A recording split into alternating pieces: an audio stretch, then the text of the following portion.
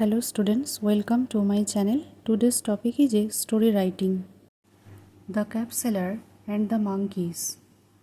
Once a cap seller wandered about to sell his caps. He had to move about in the sun. As a result, he got tired and sat down under a tall tree. Then he fell fast asleep. Several monkeys lived in the tree. They got down from the tree and took the caps away. In the meantime, the cap seller woke up and in his surprise found his caps missing, and there was a cap on the head of each the monkeys sitting on the branches of the tree. The cap seller was in great despair.